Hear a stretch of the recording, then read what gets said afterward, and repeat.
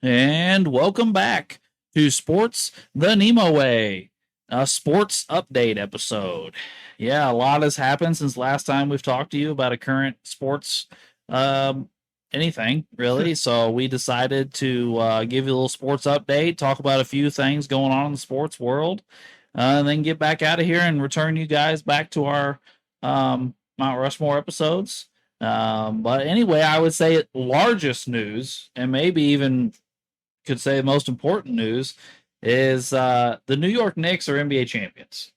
Oh, yeah. I didn't think I was going to see this. I mean, we knew they were good. Yeah, I mean, they were one of our favorites to start the year in the Eastern Conference, and then they kind of messed around a little bit during the regular season. They did. They almost looked like a different team in the playoffs. They broke the record for biggest point differential in playoff history.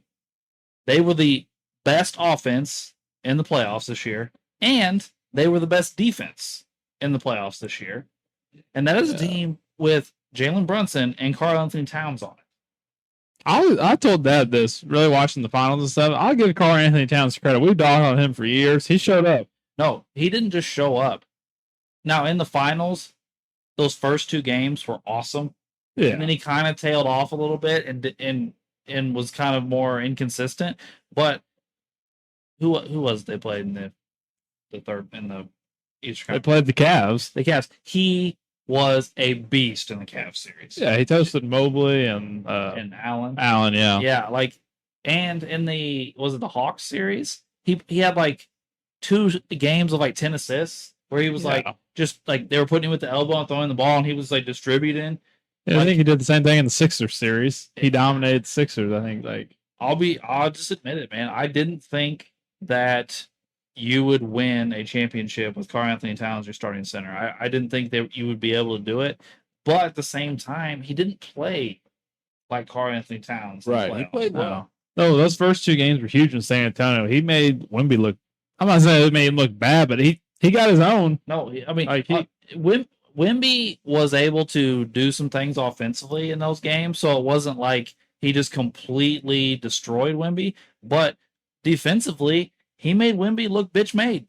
Like he literally was just like, I'm going to move you, and there's nothing you can do about it. Right. Yeah. And he did. He went through his chest over and over and over again. So, and the only way it was stopped wasn't by Wemby. It was by the referees. The referees decided he couldn't do it anymore and started calling a bunch of offensive fouls. Yeah. Then he had those couple games where he was in foul trouble early and spent a whole bunch of time. He was the fastest player ever to get 2 fouls in a game. Yeah. In final six, it was like what 30 seconds. And the second one was Wemby clearly fouled him, hit him across the head as he dunked. Yeah. And then they reversed the call and said that Towns latched onto him before he hit him in the head. So it was Towns' foul now. And he got to go to the bench for like a full quarter. Because that was like, what, a minute 15 into the game or something like that? Yeah. I will say this, though, guys. If let's talk. Well, Ray, we haven't heard from you. Do you have anything to say about the? I know you're not a Knicks fan. We know you're rooting for the Spurs. Could you pick them for the jersey bet? You're a Pacers fan. I don't know. I'm indifferent. I mean, yay, New York won a title. Big yay. You haven't done it in like 50-some years. I mean, it's big for the NBA. One of their big franchises won one. I say big franchise, but even though they haven't won one in a lot, like well, most 50, of 56 years, that would have well, 73. That's been a lot, since 73, yeah. But it's the market of New York winning a title. Like it's a big deal. But also the other thing I gotta say, Pacers weren't in the playoffs, so they got a little buy on that one. Because the Pacers always whoop that ass. Well, I will say this. I want to talk a little bit about legacies and reputations a little bit. They're all kind of coincide here. I will say this. I think one of the biggest takeaways from this playoffs was there's a lot of Wemby hate right now. His reputation has taken a huge hit during this playoff run. Oh, yeah. So there wasn't as much during the Thunder one because more people were hating on Shea and the Thunder more than them. But once he got to the finals, it really went bad. I mean, well, I would say yes, I agree with you, but I think it started in the Timberwolves series. Well, yeah, with him elbowing Nas Reed, yes, that. But then, like I said, it was like he was Portland, nothing happened. his big popularity was him getting a concussion and his head bouncing off the court. Which was crazy. I still can't believe that happened. Yeah, that, and then again, I'm putting my hand, and you guys can't see me, but it went up during the Timberwolves series when he just elbows Nas Reed because he got mad. He threw a little temper tantrum and just elbowed the Not guy. only did that happened, Nas Reed didn't do anything. He was standing there. He did get smacked. Wemby did, I mean, but it wasn't by Nas Reed. It was by McDaniels. Yeah. But yeah, it went up, and then I would say it went to Thunder just because more people were hate watching the Thunder and rooting for Wemby at a default, which I would think I'd rather see the Spurs one, which but then it probably went higher than what it did during the Timberwolves series and the Knicks series. People were just over it. I mean, I think some of his true colors shown a little bit during the finals. Like I don't know, some of his comments and things, like the way he acts. I don't know. He seems pretty entitled. Well, I guess here's some of the things he did. The elbow was pretty ridiculous. The Nas Reed elbow was pretty ridiculous. The rest of this stuff, I don't have as big a problem with. The only thing I really have a problem with is it appeared the NBA was trying to protect him from it. Yeah. That's what pissed me off. It was like, oh, you're gonna rescind one. Oh, they didn't get called and like the Brunson one. Yeah, right. Ridiculous. Like, not that I'm like super upset that he did it. Like, he shoved somebody to the ground, which happens. But like, then the NBA's like, oh no, we're not even gonna review it. Like, and I was like, and then he got another one. Yeah. Because he elbowed Towns in the face. Right. And then it was like, they were like, it was this constant battle between the NBA and Wemby Wemby keep giving people excuses to get upset at him for taking these shots, and the NBA trying to keep him from getting suspended because he's getting too many flagrants. Yeah. Because you can get four flagrant points. Either a flagrant 1 is worth 1 point, or flagrant 2 is worth 2 points. Yeah. Well, he got a flagrant 2 for the Nas Reed. Right. So that was 2 points right off the bat. And then he ended up getting a third point for the Towns one. But he had so many things happen elsewhere that I think if anybody else does it, they get a flagrant. But they were trying to keep him from getting suspended. Right. And as much as I hate the guy and dislike him, they had no problem suspending Draymond. Right. Yeah, they had no problem that one year. They suspended him, no problem, game 6. Yeah. I can't remember which. I think it was the year they lost when they were 73. They lost, yeah. Yeah, because a lot of people blame Draymond for the loss. Yeah. Because he got him. That was when he, nut tapped LeBron. Yeah. And I think it was the same year he kicked Steven Adams in the nuts. Well, is that the year with Zaza when he steps on Kawhi's, or Kawhi steps on his leg? If it's not that year, it's right there. It's right in there. Yeah, he kicks Steven Adams.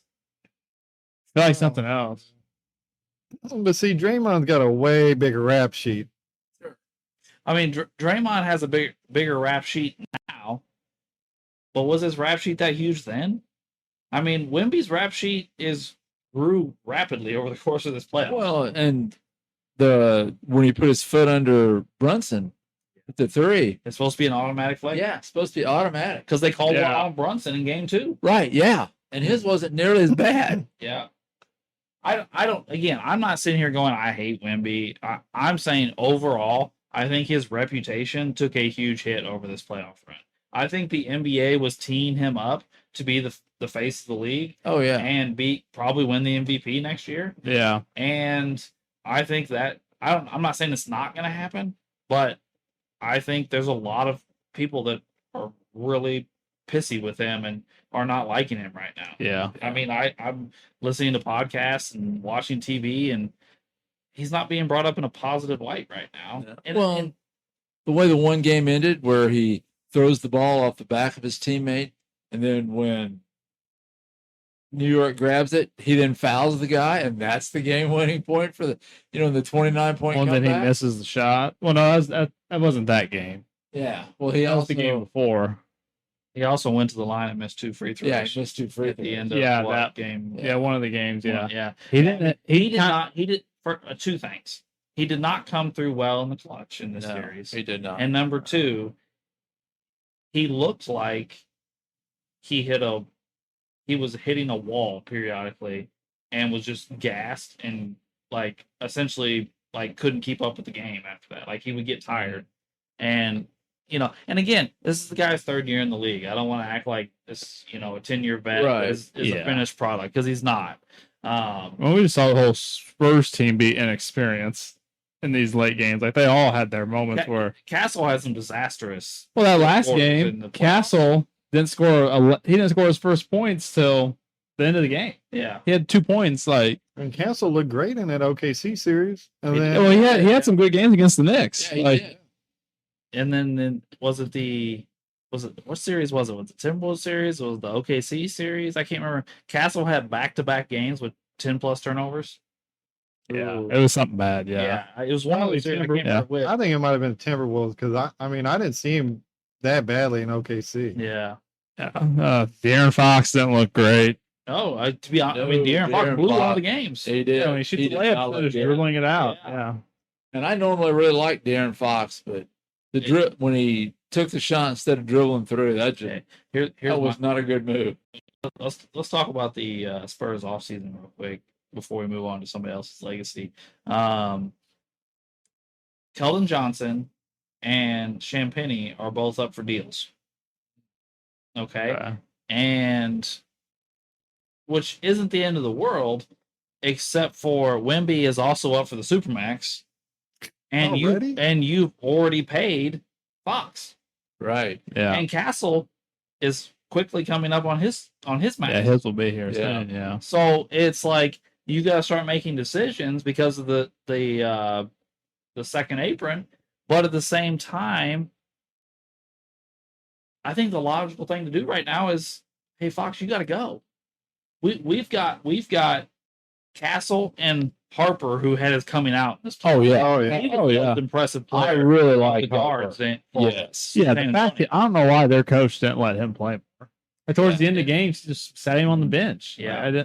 Those two, really and then you have Vassell or Vassell, however you say his name, who's not as good as those guys, but he's not going to cost a lot of money, and he's a good 3-point shooter. Yeah.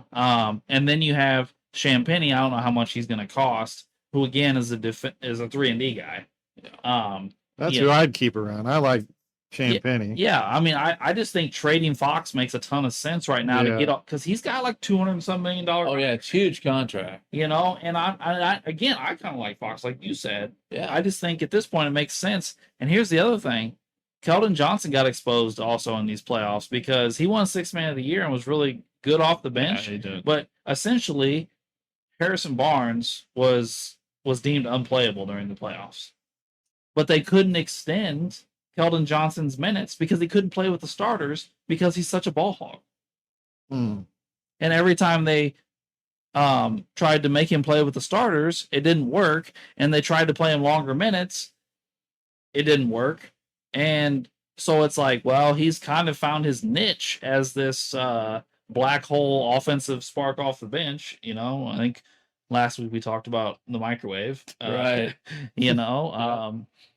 But again, like I was just listening to Zach Lowe's podcast today, and and he had a couple of other NBA guys on there, and they were talking about him getting like 25-30 million a year, and I was like, well, not for a guy that only comes off the bench. I'm like, no, like I can't do that. So I think the Spurs need a 4. Yeah, they need someone to be able to play with Wemby. Yeah. It doesn't have to be. I'm not talking about an all-star or a great player. They just need a serviceable, solid 4, and probably somebody that can shoot threes to space the floor for Wemby in the post. Milwaukee's got a guy. Yeah. well, I'll be honest with you. First off, he doesn't fit that mold as in a 3-point shooter that spreads the floor for Wemby. No, I'm not talking about that guy.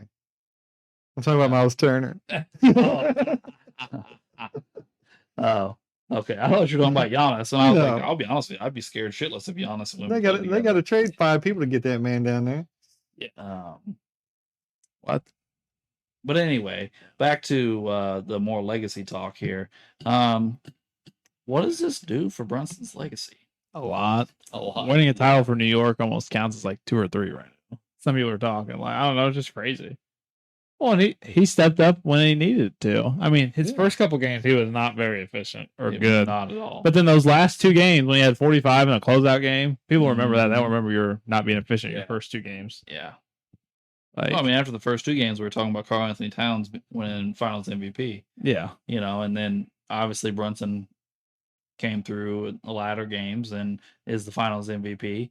I mean, he doesn't have a regular season MVP, but he's now got a championship as the best player. He's got a Finals MVP. He's put up some pretty gaudy scoring numbers in the regular seasons now.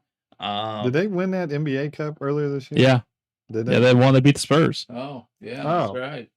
So Forgot about that. Like, I'm not sitting here talking about like, super, super high, but like first off, he is probably super high at this point in Knicks lore.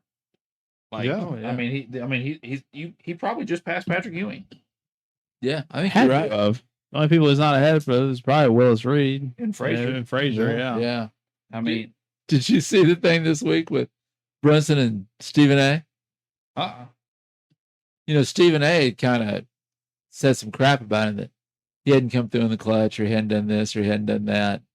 And so at the end, when they won the title, Stephen A apologized. Oh, did he? They were there together, and Stephen A said, well, first, before we start, he said, I owe this man an apology. He said, I said he didn't come through, and he just came through, and he says, and I'm not going to talk smack about you anymore or something like that. And Brunson didn't smile. He just looked at him and says, we'll see. And that's all he said. Oh, wow. Well, you better not talk shit about that man. He just won him a title. Yeah, That's because, right. I mean, Stephen A is a Knicks fan. Yeah. Oh, they're not big Knicks fan. So let me ask you this though. And I'm not asking for a specific ranking, but like, top 5, top 10, top 15, top 20. What do you think this does to Brunson's all-time point guard ranking? Like where do you think this slots him in now? I'm just trying to think of. Well, Walt Frazier was like my 10. Right. So Yeah. I don't think he'd be in my top 10 yet. I'll put him at 20.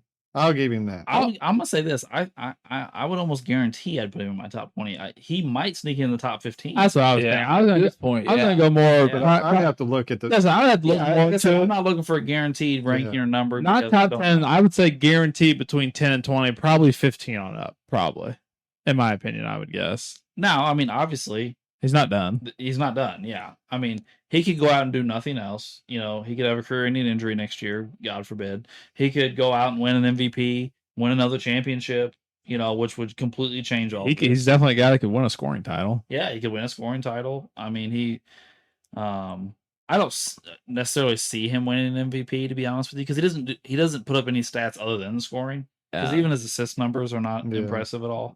That's why I was saying maybe a scoring title if he goes crazy for a year. Yeah.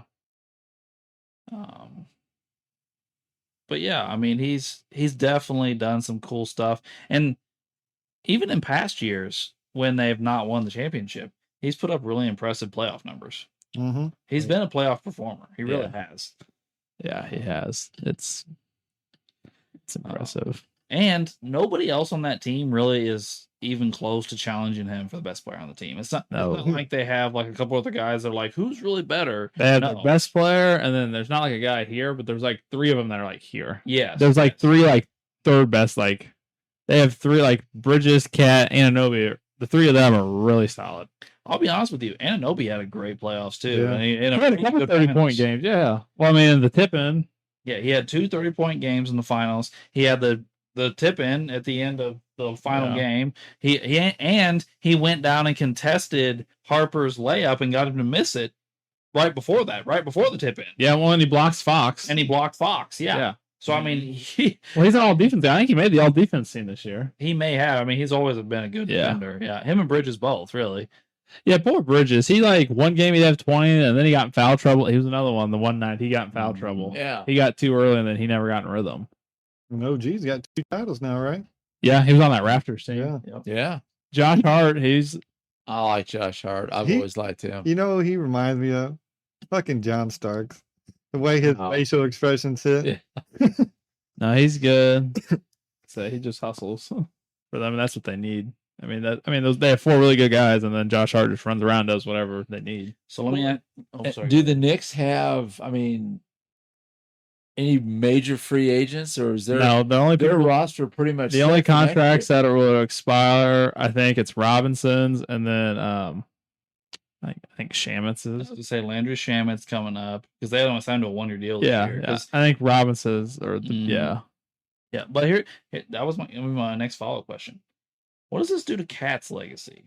Because he's probably going to get the second best player on a championship team label, which is helpful to a legacy. But the real thing is over the course of his career for a center, he's put up stupid numbers. His numbers were never the problem. Right. It was his coming up small and big moments. It was the lack of awards. Him being soft. Yes, him being soft. Yes. Zesty. Yes, zesty. So, does he start getting looked at on centers lists? Because you're talking about a guy that has a couple seasons of 25 and 13. Well, here, this is another good example. I think my number 10 center is Patrick Ewing. Did he pass Patrick Ewing? No, he hasn't been in New York as long as Brunson, but no, not yet. Not. I don't think he's past Ewing yet. No.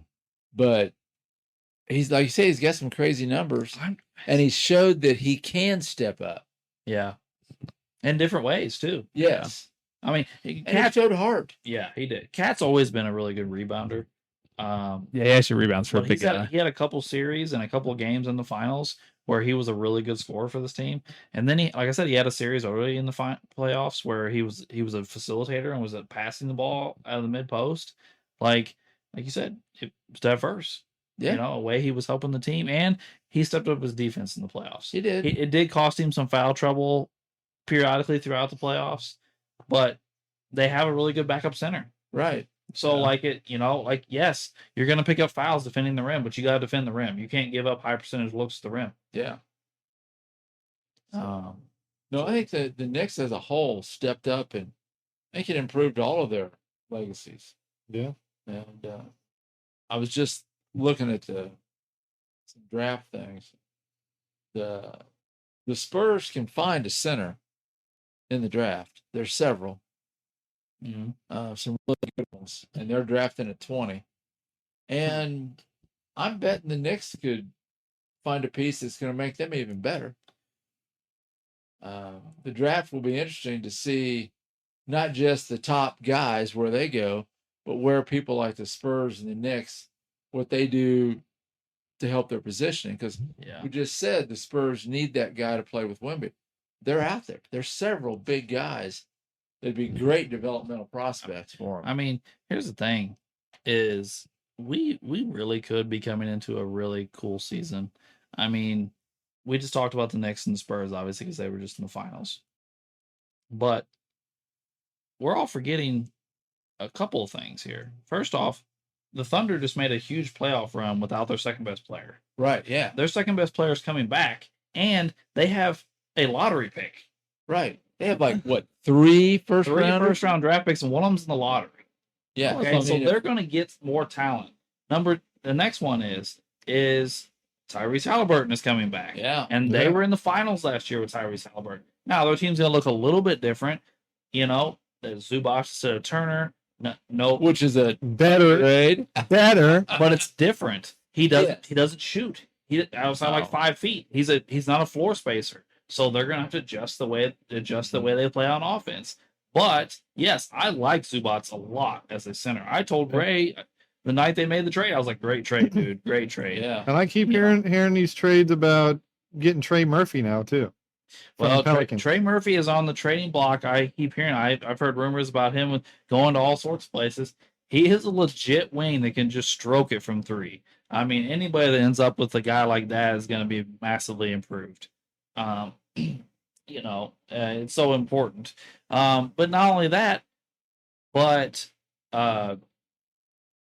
Joker and the Nuggets probably aren't going anywhere. Ant and the Timberwolves probably aren't going anywhere. And depending on where Giannis ends up, I'm saying Giannis might go to OKC. Step. They're talking about OKC. They're talking about Boston. Either one of those places would be crazy for the tiers of the NBA. I'm not really scared of him going to Miami. because I don't know if they have enough talent around him. No. The Bucks are now. Yeah. You know, but if he goes to Boston or OKC, oh boy. Yeah. Well, just think with 3 first rounders, OKC could package those and move up to one of those top 4 guys. Yeah. Well, they're saying they said like 2 of those picks and Chet to Milwaukee for Giannis. Like, yeah, or do that. That's been the, that'd be scary. That would be scary. Yeah. Wow. And then during the regular season, you can tell Giannis, hey, you're gonna load manage, you're gonna stay healthy, and then when the playoffs come around, you're gonna unleash. You and Shea and Jalen Williams are gonna go crazy. Yeah. Yeah. You know, he doesn't have to score 32 a night to keep his team in games. Right. You know, he doesn't have to do that anymore. Yeah. That's next year's NBA season is shaping up to be really exciting. It could very well be. Yeah. Well, you know, we just mentioned somebody else whose legacy we might want to talk about, and that's Chet. Oh man, He it was in the pretty toilet. small in the Yeah. playoff. I would definitely Toilet. agree. I mean, he didn't just get dominated by Wemby, which if he would have gone out and played decent and got dominated by Wemby, none of us would probably say anything about it. No. But he just stopped showing up.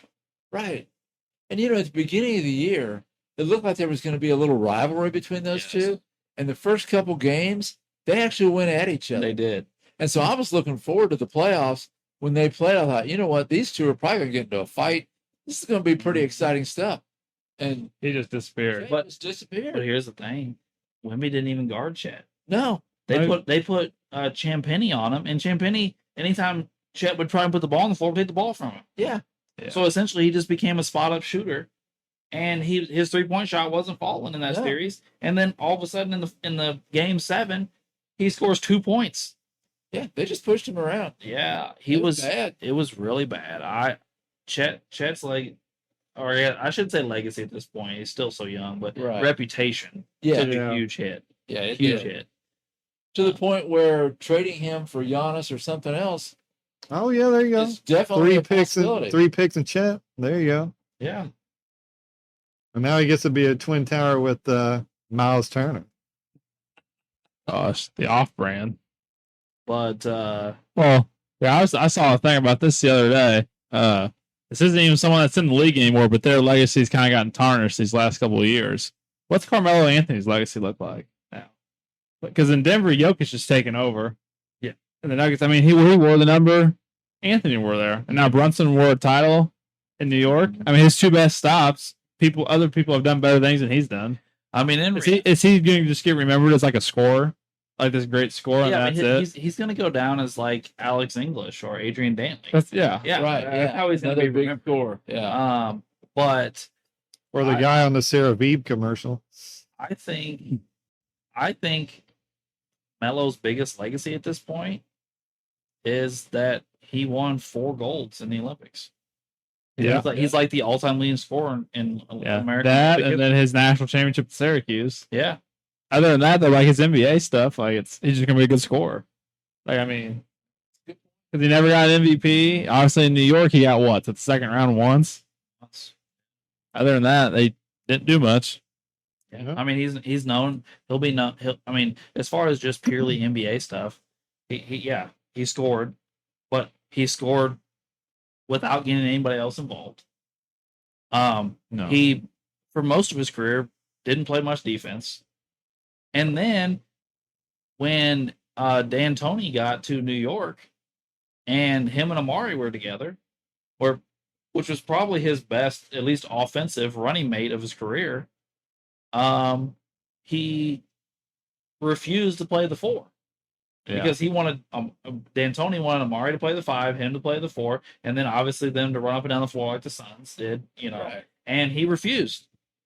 Those are the types of things that like hurt your legacy. Yeah, it didn't help. Yeah, I mean, you were a big-bodied small forward that was already averaging like 6-7 rebounds a game, and were backing down a lot of small forwards and playing out of the post anyway. Like, what was it going to hurt you to move to power forward? Well, yeah. It's not like there's a bunch of bruising power forwards like the mailman and Barkley. Yeah, so you're not like you're playing them every night. Yeah, exactly. Well, even guys like Charles Oakley. It's not like he's got to go out in the post like paint and see guys like that. Right. Well, I think he's famous for one of his 60-point games. He had zeros across the rest of the board.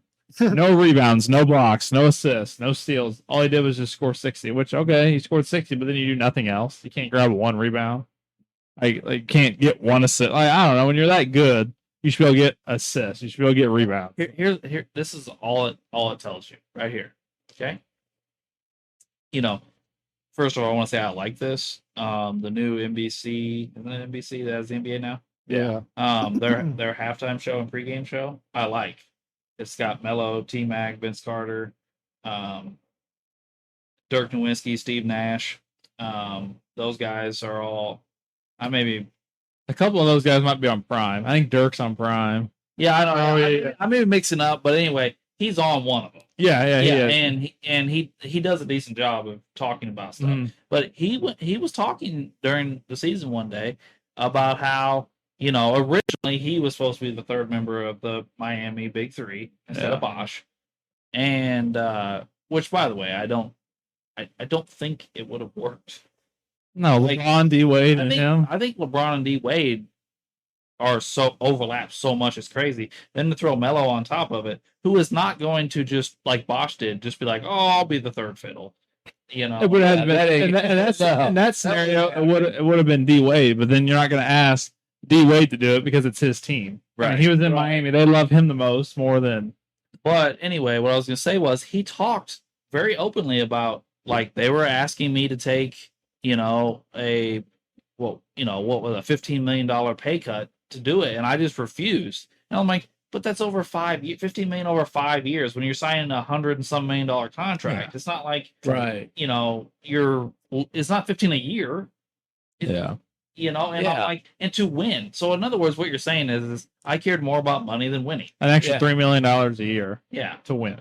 Yeah, exactly. Now I'm not going to say you're going to retire as an all-time loser, but you're just going to remember, it's like you said, Alex English, Adrian Dantley. You're in 20, 30 years from now, he's going to be remembered as a scorer. Guys that didn't see him play all the time. Yeah, and the reason I said English and Dantley and not Dominique is because Dominique was dynamic and is remembered for being this flashy, dynamic player that won dunk contests and hammered on every big guy that came in his wake and all these things. Melo doesn't have those highlights. No, Melo doesn't have these memorable plays. He doesn't have a dunk contest win. He doesn't have a crazy playoff run where he threw up some huge numbers. He doesn't have any of that. His best playoff runs were some of those early years in Denver. Yes. I think they made Western Conference. But they lose to Kobe and Powell, I think, one year. Yeah. I think wasn't he on a Lakers team too at one point?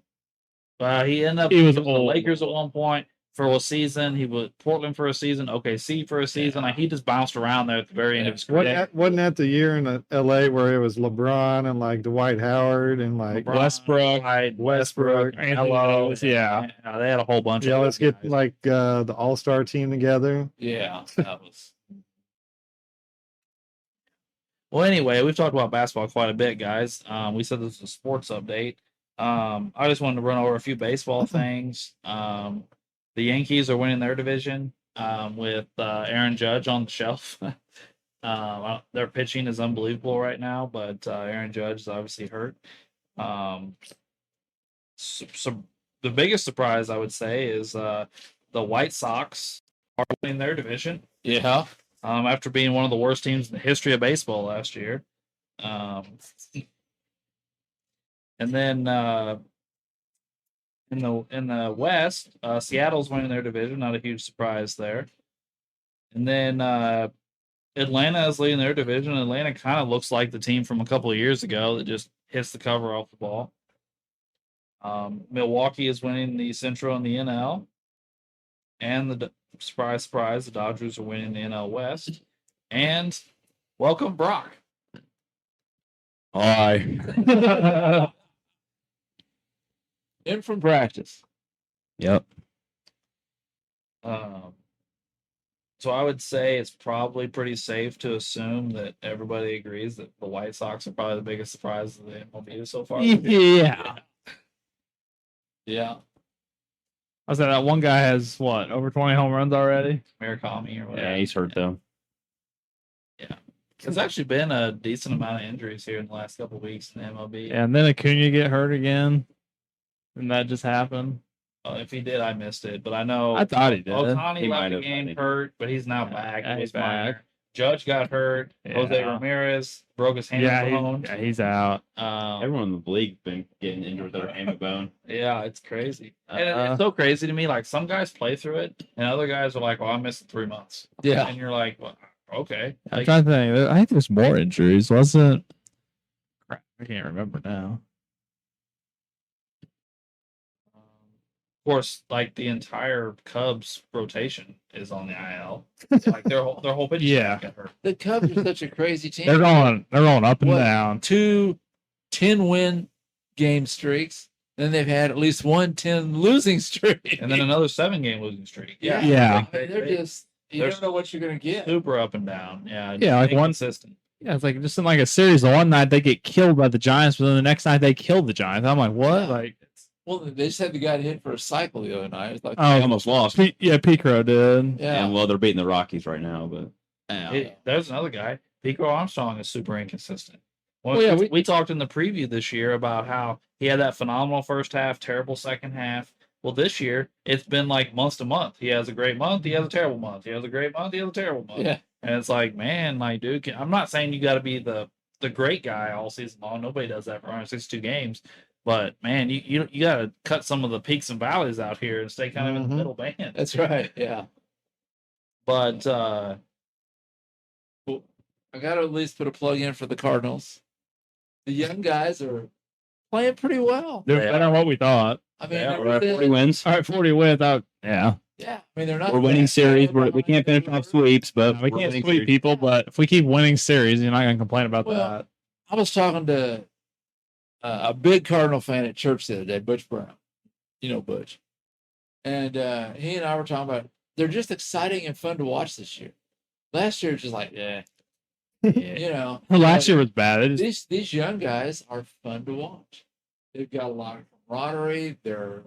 They seem to enjoy being around each other, and it's just fun to watch them again. I think, well, first off, you know,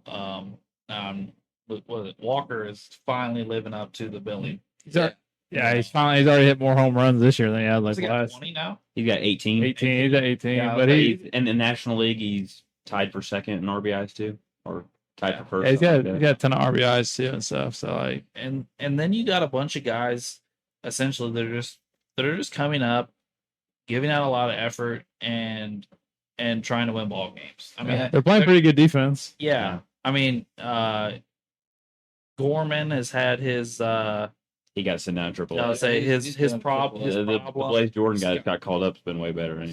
Scott had his problems offensively, although he was pretty awesome defensively.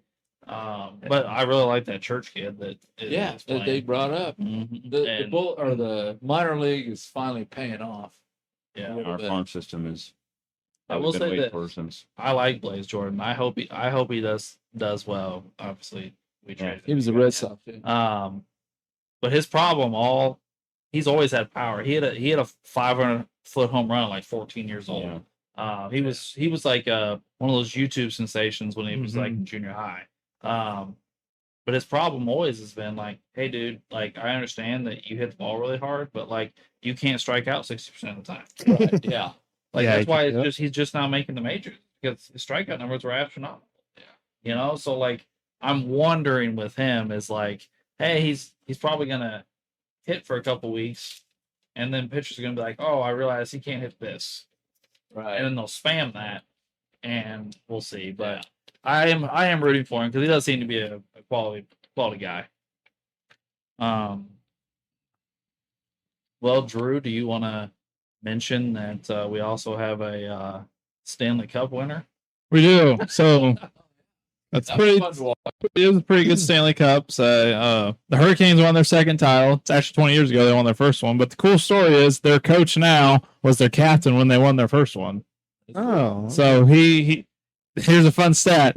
He has contributed to every single win in the Carolina Hurricanes franchise besides one in the playoffs. he's either coached or played in every single game that they've won except one. That's crazy. So like he's been their coach for a while. Their captain, Jordan Stahl, he won the Conn Smythe. He set playoff. Like what, 37 years old or something? Yeah. He set the playoff or Stanley Cup final record for 5 consecutive games in the Stanley Cup final with a goal. So he led by example. He didn't have as many points, but like I said, he also set the Stanley Cup finals record for highest win percentage and like face-offs. I think his win percentage was like 75% of the time, which is crazy. You can go to the dot and win a face-off when you need one 3/4 of the time. There were just some pretty exciting games, and truthfully, I got to give kudos to the NBA and the NHL. They set it up perfectly. Yeah, you could definitely tell they definitely talk to each other. They said, "You play this night, we play the next night." Every other night, you had a game on, and most of the games were pretty exciting. There was no overlap, and we were just going one game to the next every night. It was a hockey or a basketball game. I was listening to somebody talk about partially this the other day when they were saying like basketball and hockey and baseball kind of like work together and give each other advice and like talk to each other and do these things. And essentially the NFL has just declared war on everybody and was like, no, we're going to fuck you over every chance we get. It's what it seems like. And I'm like, you better hope that you stay on top, because don't forget, baseball used to be on top and now they're like third. So like if you just continually piss on everybody and then you fall from grace and are just middle of the pack or whatever, it'll be a lot harder to coexist when nobody likes you. And you're one strike away from that. Yes, 100%. That's what killed baseball. Right. I think all the sports are like that. You're all one strike away from you have one major strike and it can change everything. Yeah. And what baseball's people are talking up next year. We're not going to have a season next year. I'm almost at a point where I'll guarantee it. Like we're not going to have a season next year. If they really want to enforce the salary cap, the players aren't going to play. Like, that's going to be the thing. So, because they want a salary cap, but the players aren't going to agree to it. But here's the thing, though, and everybody's going to yell at us or yell at me, however you want to look at it, because you're siding with billionaires over millionaires. That's ridiculous. But the players looked really, really fucking stupid when they came out against the last deal. Because they were saying, you're taking money away from us. You're taking money away from us. That's just a bold-faced lie. Because, yes, they put in a salary cap, but they brought the salary floor ridiculously up. Right. Which gave the players a way more money. Yeah, the players would have all made more money except for the very top guys. Soto and Ohtani and those guys would have the elite guys that are making $70 million a year. Yeah. Would have gotten cut down because they would have made too much. But literally hundreds of millions of dollars more would have poured into the players. Right. Yeah, the bottom tier players would have made way more money. And the players' PR people, whoever they are just being, I think at this point, they're just banking on us as fans being stupid. Yeah. Because I'm like, the math don't math. Oh. Like, what are we doing here? And they're like, well, part of that money is players' health insurance, so it doesn't count. I'm like, oh, but they're still paying for your health insurance? Right. Like, and that benefits everybody. Yeah. You know, like the players are coming across really whiny and entitled right now. And that's when fans turn on players, is when you come across entitled, because fans already can't relate to you because you make millions of dollars a year. Play sport that any fan would love to do. Exactly. Yeah, I would love to sit in the dugout, read my sunshine. I'd love to sit out in the bullpen. Hang out. Maybe pitch today. Good hit out there, man. I'll hang out for $100,000 in the dugout. Seeds, I'll take it. Hey, man, I said, right? I'd make $1 billion, but I'd take $100,000 a year to sit in the dugout, the bullpen. I'm telling you what, I'll go be the damn bullpen catcher. Yeah, I would do that too. Yeah. I don't know how much catch Mason Miller. I don't know how much a bullpen catcher makes. But their job looks. I spent an entire series in St. Louis watching the Red Sox bullpen, because I sat at the bullpen, and the bullpen catchers spend majority of their time sitting in chairs, spitting sunflower seeds, and BSing with each other. And this is not me knocking them. I'm just saying that's what they were doing. And obviously, they have to catch when the bullpen guys have to warm up, and then in between innings, they walk out of the bullpen and warm up the right or left fielder, whoever their name. Yeah, they probably take turns. One of them goes out there. They take turns. Yeah, and they go out there every other inning and warm up that guy, which is what? It was 10, maybe 12 throws. Yeah. And then you walk back into the dugout and sit back down and get another handful Yeah, of fire. and you're hoping the first 5, 6, maybe 7 innings of the game, you're not doing anything. Exactly. You're hoping the relief pitchers don't have to get up till the end of the game. I don't know how much those guys make, but I was like, that's a pretty chill job. I would It ranges from between 60,000 and 120,000. Yes. Where's my application? right? I would do. You get to, and also you get to travel around the country. Yeah, you travel around the country on the team's dime. Yeah.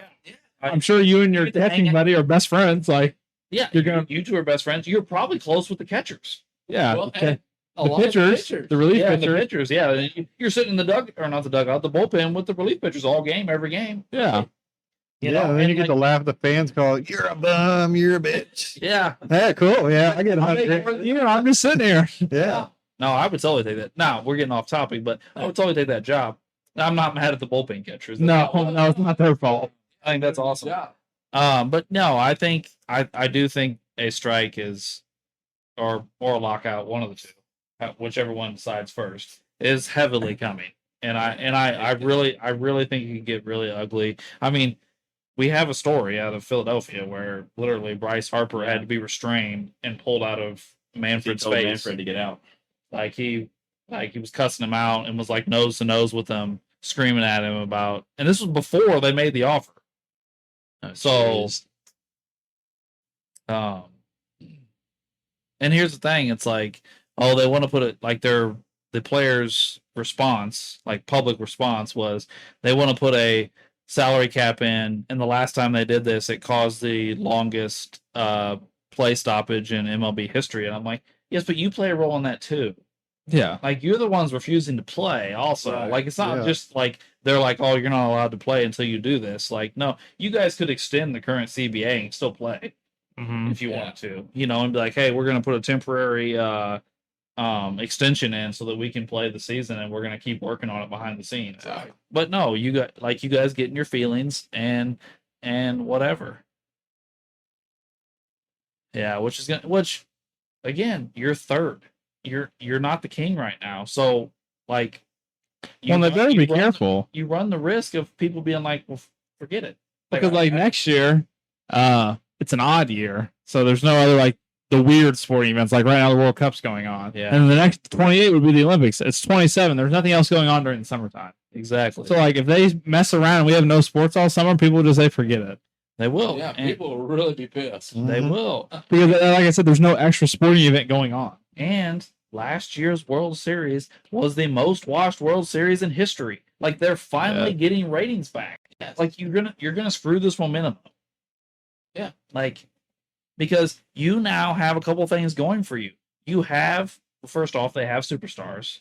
Ohtani is a generational superstar. Judge is a generational superstar. And look what Jacob Mizorowski's doing right now. Right. Oh yeah, Yes. he is awesome. 100%. And then you still have older guys that have stuck around, kind of like, LeBron and Durant in basketball. Mike Trout's still around. Mike Trout's still around. He actually came back this he was he got 16. he's staying healthy this Yeah, year. he's somewhat staying healthy. But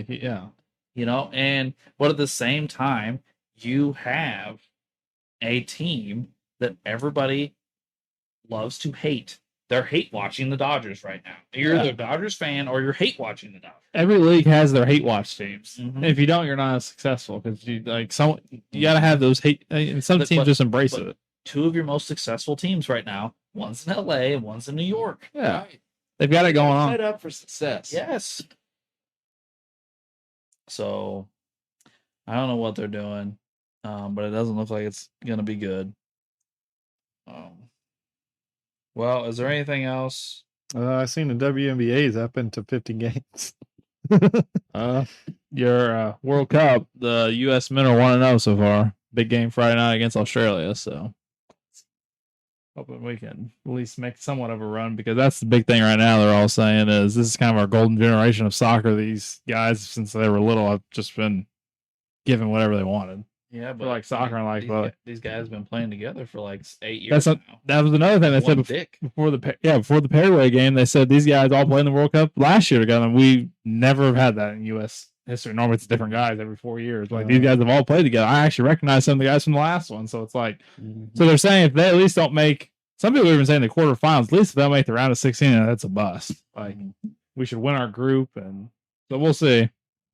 Messi just put Argentina on his back. Yeah. 3-0. Ronaldo fans are not happy right now because Messi had a hat trick and Ronaldo was the lowest graded player on the field today. Well, didn't he not take a shot? No, he didn't. He whiffed. Oh, man. He wasn't going to take a shot. And it got passed and he was kind of between his two players and like he got kind of stole the shot, but then he whiffed on it and went out of bounds. And they tied against the Congo, their first ever game. They scored their first ever goal today. They drawed. So like Ronaldo's not looking good, and Messi had a hat trick last night. Well, this is probably it for those two. Well, maybe Messi might come back. Somebody posted a picture of them the other day together, and underneath it said "The Last Dance." Well, I saw something. Well, Messi played in Kansas City last night, and someone said, "Yeah, Messi." Well, Holmes was there watching. So as Messi walked by, I was like, someone commented and said, "Yeah, Messi told him, yeah, you're not the best player on your field anymore." Ooh. I was like, huh? I don't think that's what he said, but someone commented. I was like, oh well, not wrong. I said some casual fans would not like that. But I'm like, if you know how Messi is, he's a generational guy. Yeah, because he just took the lead for most World Cup goals all time last night. Him and another German guy are tied for 16 ever.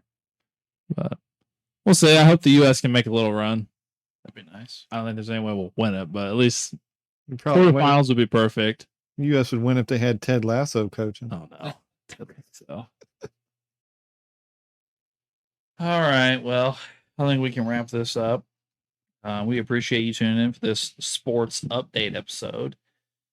And tune in next week for your regularly scheduled programming. And thanks for tuning in to Sports the NEMO Way.